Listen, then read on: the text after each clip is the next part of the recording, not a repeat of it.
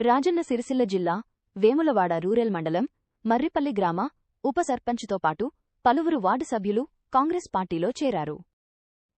రాష్ట్ర ప్రభుత్వ విప్వేములవాడ ఎమ్మెల్యే ఆది శ్రీనివాస్ వారికి కాంగ్రెస్ కండువాలు కప్పి పార్టీలోకి ఆహ్వానించారు. ఈ సందర్భంగా ఆది శ్రీనివాస్ మాట్లాడుతూ, కాంగ్రెస్ ప్రభుత్వం అమలు చేస్తున్న సంక్షేమ పథకాలు అభివృద్ధి కార్యక్రమాలకు ఆకర్షితులై పలువురు పార్టీలో చేరుతున్నారని అన్నారు. బీజేపీ బీఆర్ఎస్లు ప్రభుత్వంపై అసత్య ప్రచారం చేస్తున్నాయని విమర్శించారు. స్మార్ట్ రేషన్ కార్డుల విషయంలో రాజకీయాలు చేయడం సరికాదని పేదలకు అందుతున్న ప్రయోజనాలను గుర్తించాలని సూచించారు. బీజేపీ బీఆర్ఎస్లు ఒకే కోవకు చెందిన పార్టీలని విమర్శించిన ఆయన, కాంగ్రెస్ శ్రేణులు ప్రతిపక్షాల అసత్య ప్రచారాలను సమర్థవంతంగా తిప్పికొట్టాలని పిలుపునిచ్చారు.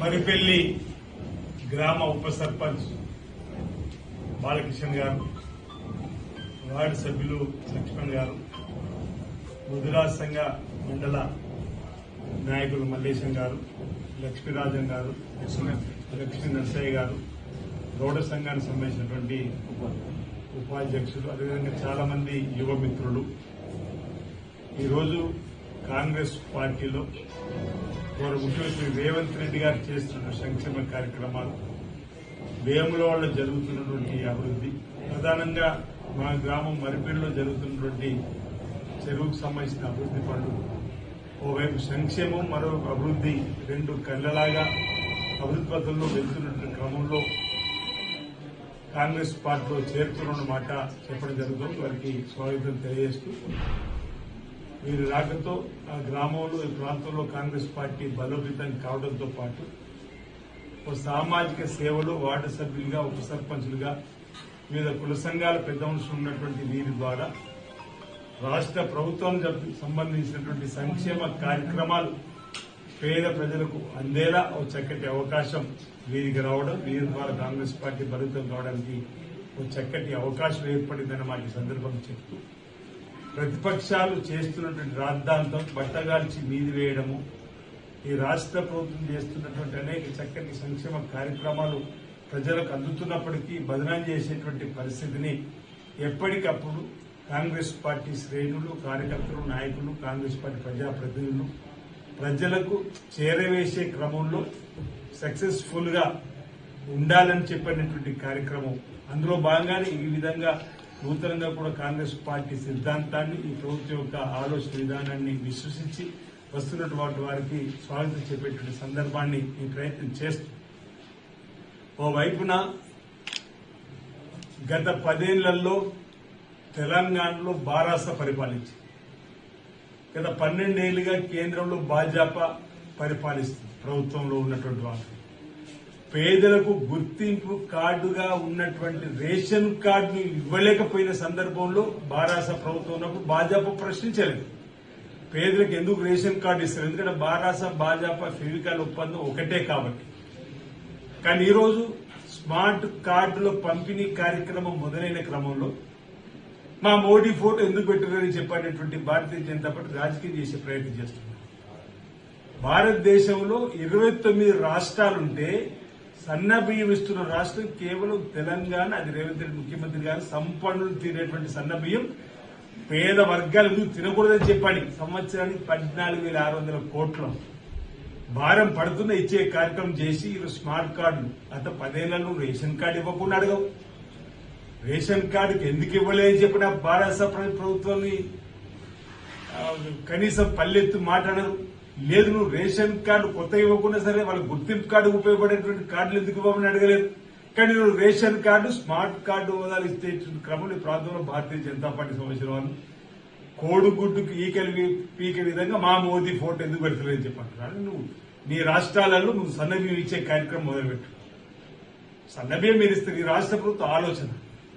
అంతేకాదు ఈరోజు ఈ రాష్ట్రం నుంచి లక్షలాది కోట్ల రూపాయలు పన్ను రూపంలో కేంద్ర ప్రభుత్వం పోతున్నాయి. మన దేశము అనేక రాష్ట్రాల సమూహము, ఈ రాష్ట్రాల ద్వారా వచ్చే సమూహం ఆదాయంతో కేంద్ర ప్రభుత్వం నడిచేటువంటి క్రమంలో కేంద్ర ప్రభుత్వం ద్వారా కొన్ని కార్యక్రమాలు అమలు చేస్తున్నాం, పథకాలను చెప్తున్నాం. అందులో మరి రాష్ట్రాల ముఖ్యమంత్రులు ఫోటోలు పెడుతున్నారు. ఈ 29 రాష్ట్రాల నుంచి ప్రజా పన్నుల రూపంలో మన రాష్ట్రం వాటా కూడా వెళ్తుంది. అనేక రాష్ట్రాల వాటా రాష్ట్రాల సమూహం నుంచి వెళ్తుంది. కేంద్ర ప్రభుత్వ పథకాలు ప్రకటిస్తున్నారు. ఆ కేంద్ర ప్రభుత్వ పథకాలలో అందరు ముఖ్యమంత్రి ఫోటోలు పెడుతున్నారు. తెలంగాణకు సంబంధించినటువంటి పన్నుల రూపంలో ఇతర రాష్ట్రాలకు మనం కడుతున్నాం. ఇక అలాంటి కనీసం అన్నా కొంచెమన్నా ఈ ఫెడరల్ ప్రభుత్వంలో రాష్ట్ర ప్రభుత్వం ఉన్నటువంటి హక్కులేందో కూడా తెలుసుకోకుండా మాట్లాడే ప్రయత్నం చేస్తూ రాజకీయ కోణంలో చేసేటువంటి ప్రయత్నం చేస్తున్నారు. వారి పట్ల కూడా ప్రజలకు మనం జాగ్రత్తగా విడివిడిగా విడమర్చి చెప్పేటువంటి ప్రయత్నం కాంగ్రెస్ పార్టీ శ్రేణులు చేయాలి. భాజపా చేసేటువంటి రాజకీయాలు మనం ఎప్పటికప్పుడు చెప్పాలని చెప్పనమాట. ఈరోజు నిత్యావసర వస్తువుల ధరలు ఆమాతం పెంచేస్తుంది. శర్కర ధర ఎంత పెరిగిందో చూడండి. ఇప్పటిదాకా ఎరువులు రాష్ట్ర ప్రభుత్వ ఆధ్వర్యంలో రైతులకు ఇచ్చేటువంటి దాన్ని యాప్ పెట్టాలంటే యాప్ పెట్టినా కాదు. అది కూడా ఈరోజు కేంద్ర ప్రభుత్వం ఆ యాప్ను కూడా తీసుకుని వారే 3 రోజులు ఇబ్బంది పడుతుందని చెప్పండి. మీరు దీన్ని రాజకీయం చేయదలుచుకోవాలి. అలాంటి సాంకేతిక ఇబ్బందులు ఉంటే మీరు సరిచేసే ప్రయత్నం చేసి రైతులకు ఎరువులు చేయాలని కోరుతాం. ఈ విధంగా పరస్పరంగా ప్రభుత్వం ఉన్నాం కాబట్టి పేద ప్రజలకు అండగా నిలబడే ప్రయత్నం చేయాలి తప్ప బీఆర్ఎస్ హయాంలో రాని రేషన్ కార్డు నుంచి ప్రశ్నించారు. బీఆర్ఎస్ హయాంలో అసలు రేషన్ కార్డు ఎట్లుంటుందో ముఖం చూడని సందర్భంలో కూడా ప్రశ్నించారు.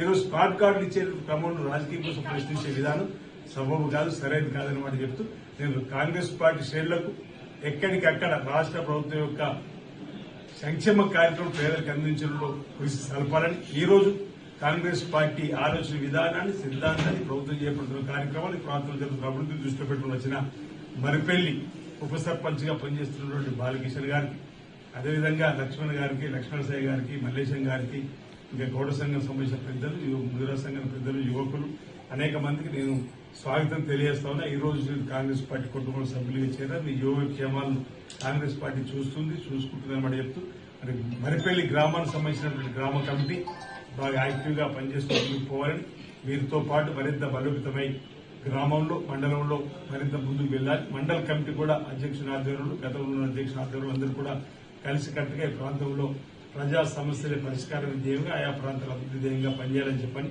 కాంగ్రెస్ పార్టీ బలోపేతం చేయడంలో అందరూ కలిసికట్టుగా ముందుకు నడవాలని చెప్పని ఈ సందర్భంగా నేను కోరుకుంటూ మరోసారి కాంగ్రెస్ పార్టీ చేరిన అందరూ కూడా శుభాకాంక్షలు తెలియజేస్తున్నాను.